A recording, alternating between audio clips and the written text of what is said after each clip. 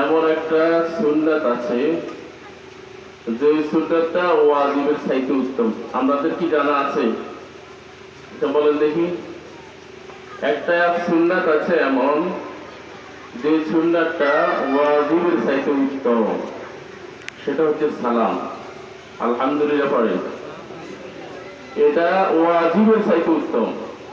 আমি আপনাদেরকে আবার সালাম দিচ্ছি, আসসালামু আলাইকুম ওয়া রাহমাতুল্লাহ।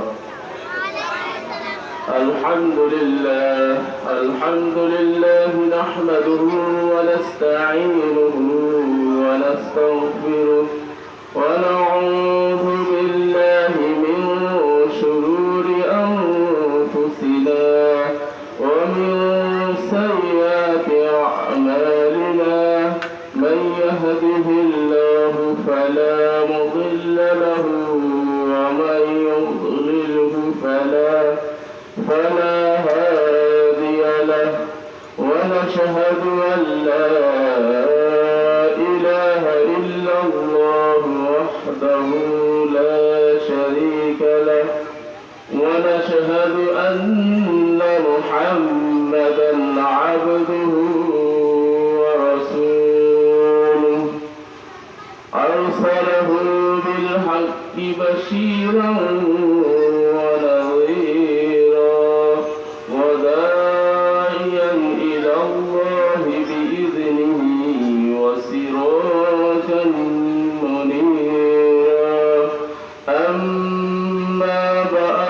فقد قال الله تعالى في كلامه المجيد والفرقانه الحميد أعوذ بالله من الشيطان الرجيم بسم الله الرحمن الرحيم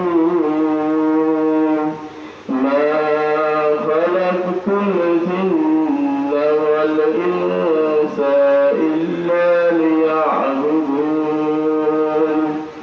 وقال تعالى أيضا في شان حبيبه ومعشوقه ومحبوبه مخبرا وآمرا إن الله وملائكته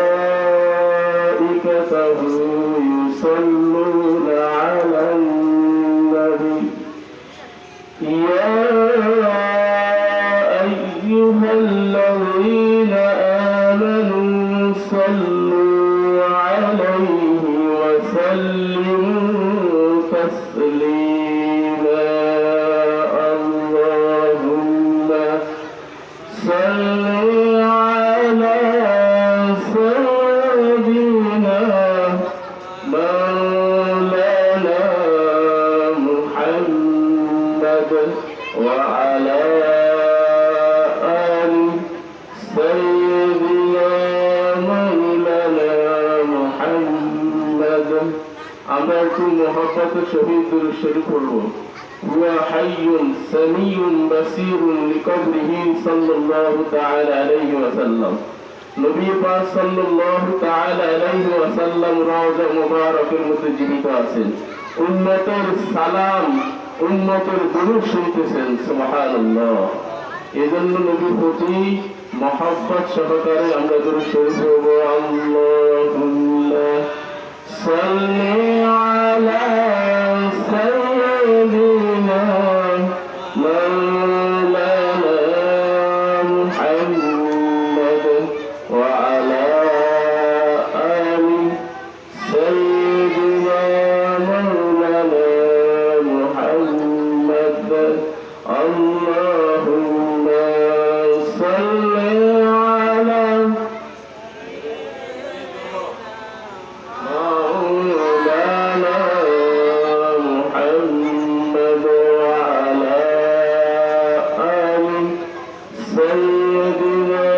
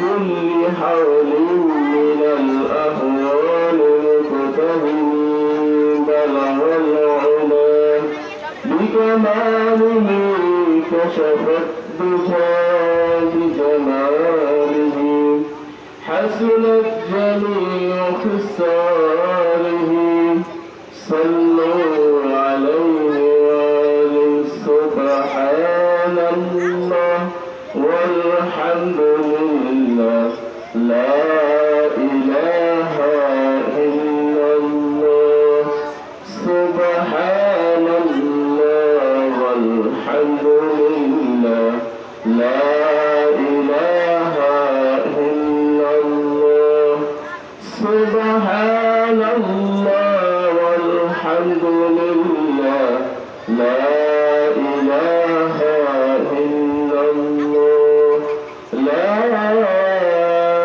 إله إلا الله محمد رسول الله صلى الله عليه وسلم রফিকুল উদ্দিন দরবেশ রহমতুল্লাহ আলাইহি ইসালে সওয়াব ও দোয়ার মাহফিলের সম্মানিত সভাপতি, প্রধান মেহমান, বিশেষ মেহমান সহ সকলের প্রতি আমার আন্তরিক সালাম। আসসালামু আলাইকুম ওয়া রাহমাতুল্লাহ।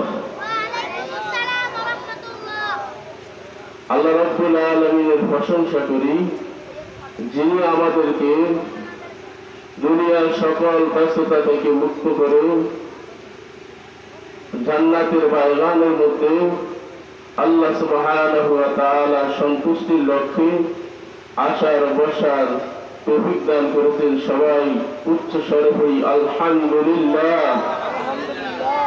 আল্লাহর নবী সাল্লাল্লাহু তাআলা আলাইহি ওয়াসাল্লাম ইরশাদ করেছেন আলহামদুলিল্লাহ তালমাউল মিজান। কেউ যদি আল্লাহর প্রশংসা করে আলহামদুলিল্লাহ, আল্লাহ নবী সাল্লাল্লাহু তাআলা আলাইহি ওয়াসাল্লাম ইরশাদ করেছেন তামলাউল মিজান, মিজানের পাল্লা নাকি পরিপূর্ণ হয়ে যায়। সুবহানাল্লাহ। আল্লাহ রাব্বুল আলামিনের শুকরিয়া আদায় করতে হবে। লাইন শাকারতুম লাযীদান্নাকুম। আল্লাহ রাব্বুল আলামিন বলেন, যে ব্যক্তি আমার শুকরিয়া আদায় করবে, আল্লাহ রাব্বুল আলামিন বলেন, আমি তার জন্য আমার নিয়ামতকে বাড়িয়ে দিব। সুবহানাল্লাহ। ওয়া লাইন কাফারতুম ইন্না আযাবি লাশাদীদ। আর যে ব্যক্তি আমার না শুকরি করবে, আমার নিয়ামতের শুকর গুজার করবে না, আমার আযাব অত্যন্ত কঠিন। বলুন আউযুবিল্লাহ। আমরা এখানে যে উদ্দেশ্যে এসেছি সেটা হচ্ছে আমরা আল্লাহ রাব্বুল আলামিনের শুকরিয়া আদায় করব। আল্লাহ রাসূল সাল্লাল্লাহু তাআলা আলাইহি ওয়াসাল্লামের প্রতি দুরূদ মুস্তাফা পড়ব। রাসূল কারীম সাল্লাল্লাহু তাআলা আলাইহি ওয়াসাল্লাম ইরশাদ করেছেন, যে ব্যক্তি সন্ধ্যায় 10 বার, সকালে 10 বার, সন্ধ্যায় 10 বার, সকালে 10 বার আমার প্রতি দুরূদ শরীফ পড়বে, আল্লাহ নবী সাল্লাল্লাহু তাআলা আলাইহি ওয়াসাল্লাম ইরশাদ করেন, কাল কিয়ামতের ময়দানে আমি আমার ওই উম্মতকে সুপারিশ করব। সুবহানাল্লাহ। এত সহজ একটা আমল যে সকালে 10 বার, সন্ধ্যার সময় 10 বার কেউ যদি দুরূদ মুস্তাফা পড়ে, আল্লাহ রাসূল সাল্লাল্লাহু তাআলা আলাইহি ওয়াসাল্লাম বলেছেন, আল্লাহ রাসূল সাল্লাল্লাহু আলাইহি ওয়াসাল্লাম তাকে কাল কিয়ামতের ময়দানে সুপারিশ করবে। আমি কোরআনুল কারীমের ছোট্ট একটা আয়াত পড়েছি।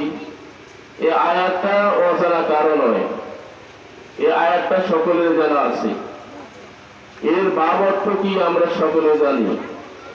আল্লাহ রাব্বুল আলামিন বলেন, মা খালাকতুল জিন্না ওয়াল ইনসা ইল্লা লিয়াবুদুন। আল্লাহ রাব্বুল আলামিন বলেন, আমি জিন এবং ইনসানকে সৃষ্টি করিনি। আল্লাহ বলেন, আমি জিন এবং ইনসানকে কি করি নাই? সৃষ্টি করিনি। ইল্লা লিয়াবুদুন, হ্যাঁ করেছি একমাত্র আমার ইবাদত করার জন্য, বন্দেগী করার জন্য। সুবহানাল্লাহ। তাহলে আল্লাহর মিশন হচ্ছে বান্দা সৃষ্টি করার একমাত্র কারণ আল্লাহর ইবাদত করা। বলেন না, বান্দার কে সৃষ্টি করার একমাত্র মাসলক যেটা, উদ্দেশ্য যেটা, সেটা হচ্ছে আল্লাহ পাকের ইবাদত করা। কার ইবাদত করা? আল্লাহ পাকের ইবাদত করা। তো আমার পূর্বে ওনারা আল্লাহ পাকের ইবাদতের কথাই বলেছেন। নবী পাক সাল্লাল্লাহু তাআলা আলাইহি ওয়াসাল্লামের সুন্নাত হিসেবে চলার কথাই বলেছেন। আল্লাহ রাসূল সাল্লাল্লাহু তাআলা আলাইহি ওয়াসাল্লাম ইরশাদ করেন, সায়াতি জামানুন আলা উম্মতি ইউহিব্বুনা খামসান ওয়া ইয়ানসাউনা খামসা। আল্লাহ নবী সাল্লাল্লাহু তাআলা আলাইহি ওয়াসাল্লাম ইরশাদ করেন, এমন একটা সময় আসবে, এমন একটা জামানা আসবে, যে জামানার মধ্যে মানুষ 5টা জিনিসকে ভুলে যাবে আর 5টা জিনিসকে তার মনের মধ্যে জায়গা দেবে। 5টা জিনিসের কথা ভুলে যাবে আর 5টা জিনিসের কথা তার মনে থাকবে, অর্থাৎ এই 5টা জিনিসকে নিয়ে সে পড়ে থাকবে। রাসূল করিম সাল্লাল্লাহু তাআলা আলাইহি ওয়াসাল্লাম বলেন, ইউহিব্বুনা আদ-দুনিয়া ওয়া ইয়ানসাউনা আল-আখিরাহ। আল্লাহ নবী সাল্লাল্লাহু তাআলা আলাইহি ওয়াসাল্লাম ইরশাদ করেন, মানুষ দুনিয়াকে ভালোবাসবে। কাকে ভালোবাসবে? দুনিয়াকে ভালোবাসবে। ওয়া ইয়ানসাউনা আল-আখিরাহ, আর আখিরাতের কথা ভুলে যাবে। আল্লাহ রাসূল সাল্লাল্লাহু আলাইহি ওয়াসাল্লাম ইরশাদ করেন, এবং আল্লাহ রাসূল সাল্লাল্লাহু আলাইহি ওয়াসাল্লাম ইরশাদ করেন, ওয়া ইউহিব্বুনাল মাল ওয়া ইয়ানসাউনাল হিসাব। আল্লাহ নবী সাল্লাল্লাহু আলাইহি ওয়াসাল্লাম বলেন, এমন একটা সময় আসবে যে সময় মানুষ সম্পত্তিকে, ধনকে, টাকা পয়সাকে ভালোবাসবে, ওয়া ইয়ানসাউনাল হিসাব, কিন্তু হিসাবের কথা ভুলে যাবে। কিসের কথা? হিসাবের কথা ভুলে যাবে। রাসূল করিম সাল্লাল্লাহু তাআলা আলাইহি ওয়াসাল্লাম একদা দোয়া করতেছেন, আল্লাহুম্মা হাসিবনি হিসাবান ইয়াসীরা। আমরা সবাই দোয়াটা করি, আল্লাহুম্মা হাসিবনি হিসাবান ইয়াসীরা। আল্লাহ নবী সাল্লাল্লাহু তাআলা আলাইহি ওয়াসাল্লাম ইরশাদ করেন, হে আল্লাহ, আপনি আমার হিসাবকে সহজ করে দিন। আল্লাহ রাসূলের কি কোনো গুনাহ আছে? আল্লাহ রাসূল নিষ্পাপ না? আমাদের কোনো দরকার আছে? উম্মতকে আল্লাহ রাসূল যেখানে আটকিয়ে যাবে, উম্মতকে ছুটানোর ব্যবস্থা করবে আমার নবী। সুবহানাল্লাহ। আল্লাহ রাসূল সাল্লাল্লাহু আলাইহি ওয়াসাল্লাম বলেন, আল্লাহুম্মা হাসিবনি হিসাবান ইয়াসীরা। হে আল্লাহ, আমার হিসাবকে সহজ করে দিন। আম্মা জান আয়েশা সিদ্দিকা রাদিয়াল্লাহু তাআলা আনহা বলেন, ইয়া রাসূলুল্লাহ, ইয়া হাবিবাল্লাহ, সহজ হিসাব কি? সহজ হিসাব কি?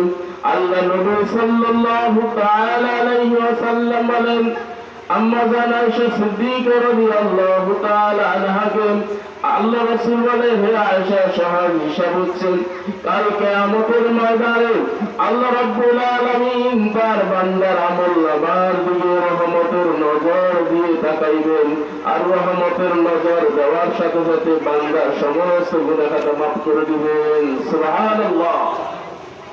আল্লাহ রহমত ছাড়া কোনো বান্দা জান্নাতে প্রবেশ করতে পারবে না। আল্লাহর নবীর সুপারিশ ছাড়া কোন উম্মত জান্নাতে প্রবেশ করতে পারবে না। সুবহানাল্লাহ। আল্লাহর রহমতের দরকার আছে। আল্লাহ নবী সাল্লাল্লাহু তাআলা আলাইহি ওয়াসাল্লাম তারপরে বলেন, ওয়া ইউহিব্বুনাল খালক ওয়া ইয়ানসাউনাল খালিক। এমন একটা সময় আসবে যে সময় মানুষ তার আল্লাহকে ভুলে যাবে, তার সৃষ্টিকর্তাকে ভুলে যাবে, কিন্তু তার সৃষ্টি জীবকে সে ভালোবাসবে, তার সৃষ্টি জীবের কথা মনে রাখবে। বলে না নাউযুবিল্লাহ। তাহলে আমরা এই সময়ের মধ্যে এসে পৌঁছেছি। আল্লাহ নবী সাল্লাল্লাহু তাআলা আলাইহি ওয়াসাল্লামের কথা মতো বান্দা আল্লাহকে ভুলে গেছে। কাকে ভুলে গেছে? আমরা একটু হোমওয়ার্ক করি, আমরা তো মাদ্রাসার মধ্যে পড়াই, একটু হোমওয়ার্ক না করলে বুঝি যে আমরা বুঝেন না বুঝেন, একটু কথা বলিয়ে এটাও একটা আপনার জন্য সাক্ষী হয়ে যাবে। আপনি যে মাহফিলের মধ্যে এসেছেন এটা কিরামান কাতিবিনা ইয়ালামুনা মা তাফআলুন, সম্মানিত কিরামান কাতিবিন ফেরেশতারা আপনার যে আমলনামা আছে এই আমলনামা রেকর্ড করতেছে। আপনার আমলনামা কি করতেছে? রেকর্ড করতেছে। বান্দা কোনো কথা বললে সঙ্গে সঙ্গে রেকর্ড হয়ে যায়।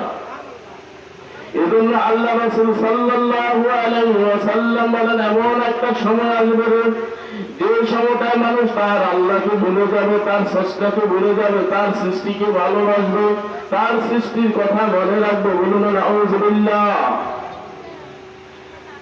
আল্লাহ রব্বুল আলামিনের সবচেয়ে বড় শাস্তি কি আমরা কি জানি? আল্লাহ রব্বুল আলামিনের সবচেয়ে বড় শাস্তি আমরা মনে করি একবার অ্যাক্সিডেন্ট হয়ে রাস্তার মধ্যে হয়ে গেছে, তার পা নষ্ট হয়েছে, এই ব্যক্তি সবচেয়ে আল্লাহ রাব্বুল আলামিন একে কষ্ট দিয়েছে। অথবা কোনো মানুষ জানতে হয়েছে, আমরা মনে করি এটাই তার বড় শাস্তি। না না না, সবচেয়ে বড় শাস্তি হচ্ছে বান্দার প্রতি বান্দা আল্লাহ সুবহানাহু ওয়া তাআলাকে ভুলে যাওয়া। এটা যে কত বড় শাস্তি বান্দা বুঝতে পারে না, যে আল্লাহ স্মরণকে বান্দা ভুলে যায়। এটা হচ্ছে বান্দার প্রতি বড় শাস্তি। বলুন নাউযুবিল্লাহ। বান্দার প্রতি সবচেয়ে বড় শাস্তি কি? আল্লাহর স্মরণকে বান্দা ভুলে যাওয়া। রোড অ্যাক্সিডেন্ট হওয়া নয়, ক্যান্সার হওয়া নয়, কোন বান্দা যখন আল্লাহকে ভুলে যায় এটাই হচ্ছে বড় শাস্তি। এজন্য আল্লাহ নবী সাল্লাল্লাহু তাআলা আলাইহি ওয়াসাল্লাম বলেন, শুনুন আমার উম্মত, এমন একটা সময় আসবে বান্দা তার স্রষ্টাকে ভুলে যাবে, তার সৃষ্টিকে মনে রাখবে, সৃষ্টিকে ভালোবাসবে। রাসূল কারীম সাল্লাল্লাহু তাআলা আলাইহি ওয়াসাল্লাম তারপরে বলেন, ওয়ায়ুহিব্বুনা যুনুবা ওয়া ইয়ানসাউনা তাওবা। এমন একটা সময় আসবে যে সময়ে বান্দা গুনাহকে ভালোবাসবে। বলুন নাউযুবিল্লাহ। গুনাহকে কি করবে? ভালোবাসবে। ওয়া ইয়ানসাউনা তাওবা, তাওবার কথা ভুলে যাবে। এখন আমরা তওবার কথা ভুলছি কি ভুলে যাই? রাসূল কারীম সাল্লাল্লাহু তাআলা আলাইহি ওয়াসাল্লাম বলেন যে আমি দৈনিক 100 বার তওবা করি। সুবহানাল্লাহ। আল্লাহ নবী দৈনিক কতবার তওবা করতেন? 100 বার। কোন কোন রাতে আসে 70 বার, অথবা প্রথমে 70 বার করতেন, পরবর্তীতে বাড়িয়ে 100 বার নিয়ে গেছে। সুবহানাল্লাহ। তাহলে আমরা দৈনিক যদি 5 বার নামাজ পড়তাম তাহলে মনে করতাম আমরা দৈনিক 5 বার তওবা করি না। তাহলে আল্লাহ রাসূল সাল্লাল্লাহু তাআলা আলাইহি ওয়াসাল্লাম বলেন, ইউহিব্বুনা যুনুব, মানুষ গুনাহকে ভালোবাসে। যেমন অ্যান্ড্রয়েড মোবাইল, এটা একটা গুনার কারখানা। এটা কি বলে না? গুনার কারখানা। আমার আপনার যদি এক সপ্তাহ অ্যান্ড্রয়েড মোবাইল না থাকে, টাচ মোবাইল না থাকে, তাহলে আমরা ভুল নেই। কি বলে? ঠিক না? তাহলে এটা হচ্ছে গুনাহকে ভালোবাসা। এই সময় মানুষ তওবা করতে ভুলে যাবেন।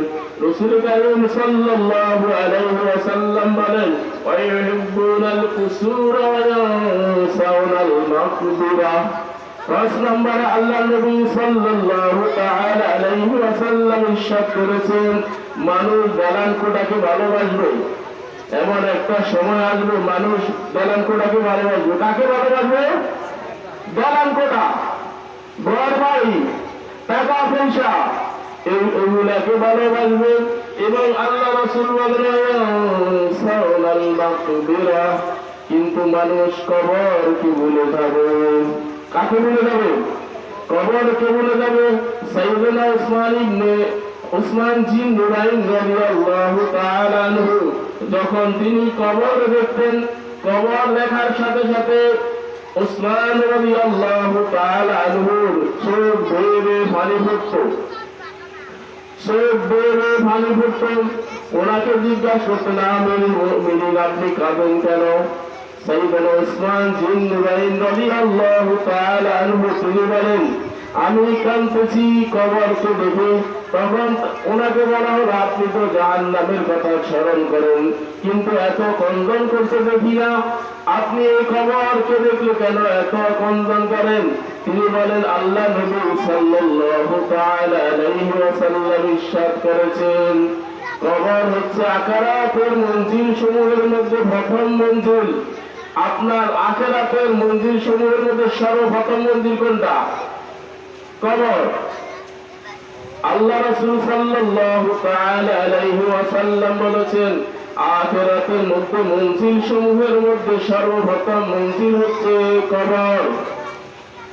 যে এই কবর থেকে নাজাত পাবে তার অন্য অন্য যত স্থান রয়েছে সমস্ত স্থান আল্লাহ রাসূল সাল্লাল্লাহু আলাইহি ওয়াসাল্লাম বলেন আরো সহজ হয়ে যাবে।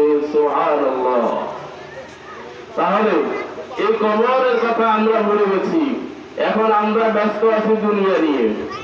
দুনিয়াতে যত বাহাদুরি করতে পারি, দুনিয়ার মধ্যে যত নেশাদ্রব্য পান করতে পারি, ইয়াবা পান করতে পারি, আমাদেরকে মানুষের এতে না বেড়ার বেড়া কি বলে ঠিকই না? কিভাবে চলে আপনি তার দ্বারা তো দাঁড়াতে পারতেন না, একটু মানা করবেন তাও পারতেন না, উল্টা আপনার কাছ দিয়ে আসবে। আল্লাহ নবী সাল্লাল্লাহু তাআলা আলাইহি ওয়াসাল্লাম ইরশাদ করেছেন, মান কানা ইউমিনুনা বিল্লাহি ওয়াল ইয়াউমিল আখির ফালা ইয়াশরবুল খামর। আল্লাহ নবী সাল্লাল্লাহু তাআলা আলাইহি ওয়াসাল্লাম ইরশাদ করেছেন, যে ব্যক্তি আল্লাহ এবং আখিরাতকে বিশ্বাস করে, তাকে আল্লাহ এবং আখিরাতকে বিশ্বাস করে, ফালা ইয়াশরাবুল খামর, সে ব্যক্তি মদ পান করতে পারে না, ইয়াবা গ্রহণ করতে পারে না, বাবা খেতে পারে না, ফেন্সিডিল নিতে পারে না। তাহলে যারা আল্লাহ আখিরাতকে বিশ্বাস করে তারা মদ পান করতে পারে না। এখন বলেন তারা কত নম্বরে আল্লাহকে বিশ্বাস করে? আল্লাহ নবী বলেছেন, আমার আপনার কথা মিথ্যা হয়ে যাবে, কিন্তু রাসূল কারীম সাল্লাল্লাহু তাআলা আলাইহি ওয়াসাল্লাম যে কথা বলবেন, যদি চাঁদ দু টুকরা করে দেখাইছেন, রাসূল কারীম সাল্লাল্লাহু আলাইহি ওয়াসাল্লাম হয়তোবা পশ্চিম দিক থেকে সূর্য উঠতে পারে, আল্লাহ নবী সাল্লাল্লাহু আলাইহি ওয়াসাল্লামের কথা কখনো মিথ্যা হবে না। আল্লাহ রাসূল বলেছেন, যে ব্যক্তি আল্লাহ এবং আখিরাতকে বিশ্বাস করে ওই ব্যক্তি মদ পান করতে পারে না। তারপরে আল্লাহ রাসূল বলেন, মান কানা ইউমিনু বিল্লাহি ওয়াল ইয়াউমিল আখির ফালা ইয়াজলিসু আলা মাইদাতান ইয়াশরাবু আলাইহা। আল্লাহ নবী সাল্লাল্লাহু তাআলা আলাইহি ওয়াসাল্লাম ইরশাদ করেছেন, কেউ যদি ঈমান আনে আল্লাহর প্রতি, আখিরাতের প্রতি, কোন ব্যক্তি যদি ঈমান আনে, সে যে জায়গার মধ্যে মদ পরিবেশন করা হয়, ইয়াবা পরিবেশন করা হয়, ফেন্সিডিল পরিবেশন করা হয়, গাঁজা পরিবেশন করা হয়, ওই স্থানের মধ্যে বসতেই পারে না। কেমন ভববালি, আল্লাহ নবী বলেন ওইখানে সে বসতেই পারে না যেখানে মদ পরিবেশন করা হয়, মদ পান করা হয়।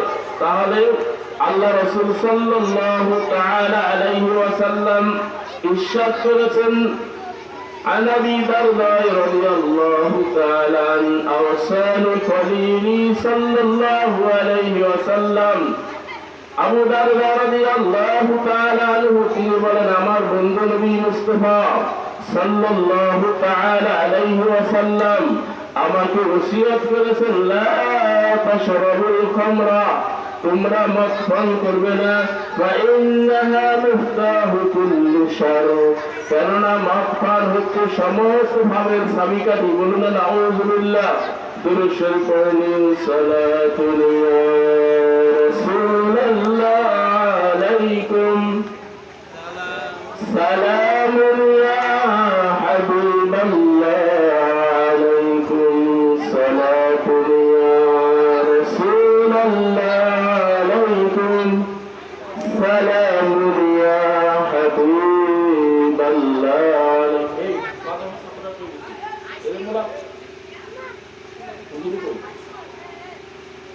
صلاة يا رسول الله عليكم سلام يا حبيب الله عليكم سيدنا عمر رضي الله تعالى عنه عبد الله بن عمر رضي الله تعالى عنه তিনি বলেন لعن الله الخمر وشاربها وساقيها ومبتاعها وبائعها وآصرها ومعتصرها وحاملها ومحمولة إليه আল্লাহ নবী সাল্লাল্লাহু তাআলা আলাইহি ওয়াসাল্লাম লানত দিয়েছেন, গজব দিয়েছেন।